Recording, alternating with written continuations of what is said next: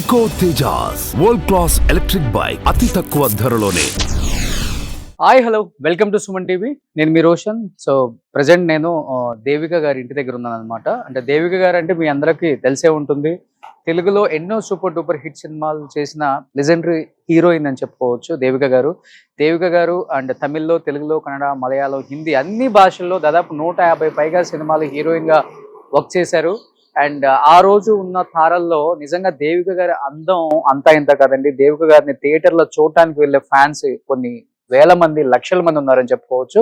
దేవిక గారు ఫస్ట్ 2 సినిమాలలో చిన్న చిన్న క్యారెక్టర్స్ వేసినప్పటికి కూడా తర్వాత ఎన్టీఆర్ గారితో ఫస్ట్ సినిమా రే చుక్క యాజ్ ఎ హీరోయిన్ గా సూపర్ డూపర్ హిట్ అయింది ఆ సినిమా అంత పెద్ద హిట్ అయినా ఆమెకు గుర్తింపు రాలేదు. ఎందుకంటే నటనలో పెద్దగా ఆమెకి అనుభవం లేదు కాబట్టి ఆమె ఎక్స్ప్రెషన్స్, అభినవం అంతగా లేదని చెప్పేసి విమర్శకులు ఆ రోజుల్లో ఆమె గురించి మ్యాగజైన్స్ లో రాయటం జరిగింది. బట్ దాన్ని ఛాలెంజింగ్ గా తీసుకొని మొదలారని ఒక తమిళ పిక్చర్ రిలీజ్ అయిన తర్వాత ఆమెకు వచ్చిన క్రేజ్ అంతా ఇంత కదని చెప్పుకోవచ్చు.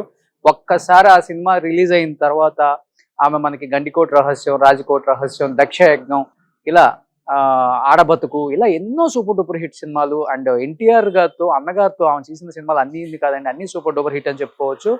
సో అలాంటి దేవిక గారు చివరి రోజుల్లో చాలా ఇబ్బందులు పడుతూ చనిపోయారు. హస్బెండ్ తో గొడవలు అయ్యాయి.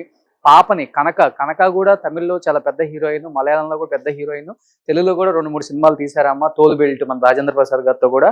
అండ్ అలాంటి ఒక హీరోయిన్ ఫ్యామిలీ చెల్లా చెదురైపోయింది. ఆమె చేసుకున్న పెళ్లి రాంగ్ అని చెప్పేసి ఆమెకు చాలా లేటుగా తెలిసి ఆమె రియలైజ్ అయిపోయి విడాకులు తీసుకున్నారు చనిపోయే ముందు కూడా. బట్ వాళ్ళ హస్బెండ్ కూడా దేవదాస్ గారు డైరెక్టరు.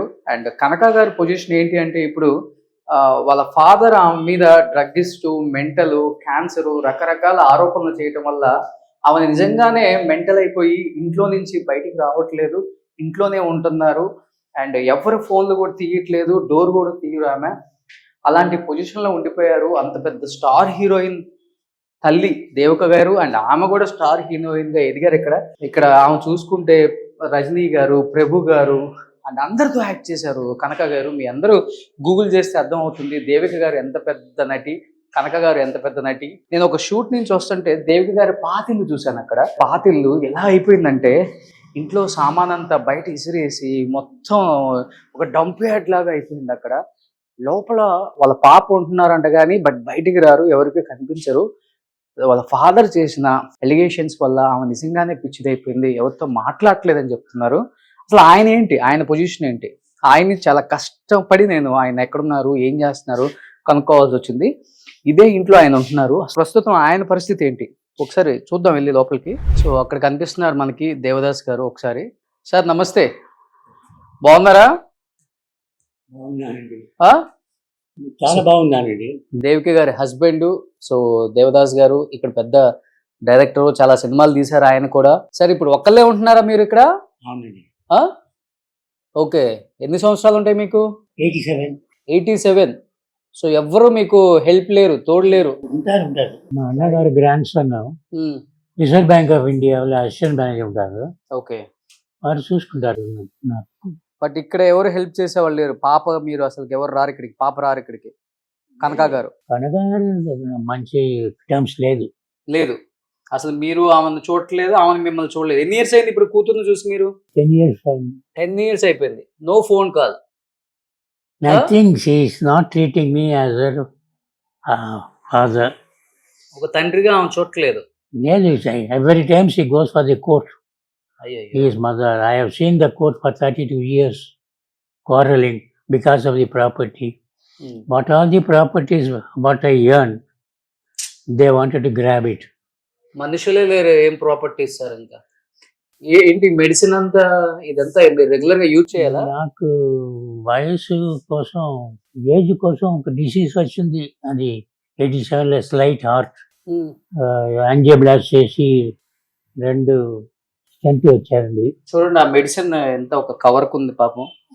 సో చూస్తే అర్థమవుతుంది ఆయన కేర్ చేసే వాళ్ళే లేరు ఇక్కడ.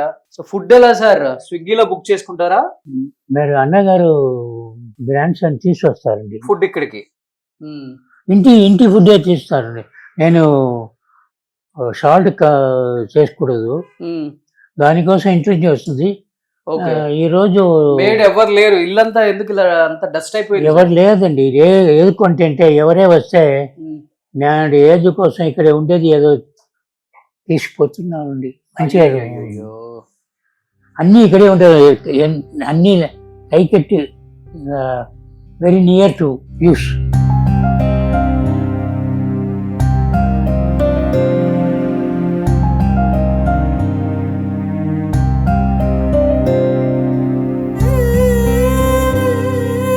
మనీ ఇలా ఏదైనా వర్క్ వచ్చి తీసుకెళ్ళిపోతున్నారు. Money yes, because I should not allow to anybody. Same thing happened also. First picture కి నేషనల్ అవార్డు వచ్చింది మీకు. అవును సూపర్. తమిళ పిక్చరా? అవును. ఓకే. పిక్చర్ నేను భీమ్ సింగ్ గారు అసిస్టెంట్ గా ఉంటాడు. 1980s. ఆయన ఫస్ట్ ఫిలిము 1971 లో నేషనల్ అవార్డు వచ్చింది దేవదాస్ గారికి. మంచి గొప్ప డైరెక్టరు, గొప్ప భార్య, గొప్ప నటి, గొప్ప కూతురు. బట్ ఎందుకు ఈ ఫ్యామిలీ ఇలా అయిపోయింది? సో 87 వచ్చింది, ఆయన చూసుకునే వాళ్ళు లేరు, ఆమె పోయారు దేవిక గారు. కూతురు చూసుకొని కూడా 10 years అయింది ఆమెను చూసే. కోర్టులో ఇప్పటికీ ఆస్తుల కోసం తగాదాడుతున్నారు కానీ నన్ను చూసుకునే వాళ్ళు లేరు అని ఎంతో బాధగా చెప్తున్నారు. నిజంగా దేవిక గారి మరణం అండ్ కనక గారు నిజంగా మెంటల్ అయిపోయి అసలు ఎవరితో మాట్లాడలేదా, ఎన్ని మిస్టరీగా మారిపోయినాయి. నేను తమిళ ఛానల్స్లో చూస్తే నాకు పిచ్చెక్కిపోయింది. 80 లక్షలు, కోటి, 2 కోట్లు వ్యూస్ ఉన్నాయి వాళ్ళ ఫ్యామిలీ గురించి ఒక చిన్న న్యూస్ వచ్చినా కానీ.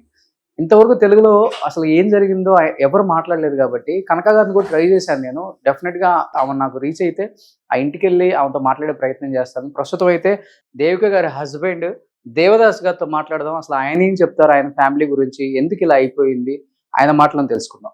సుమన్ టీవీలో మీ పర్సనల్ అండ్ బిజినెస్ ప్రమోషన్స్ కోసం కింది నెంబర్కి కాంటాక్ట్ చేయండి.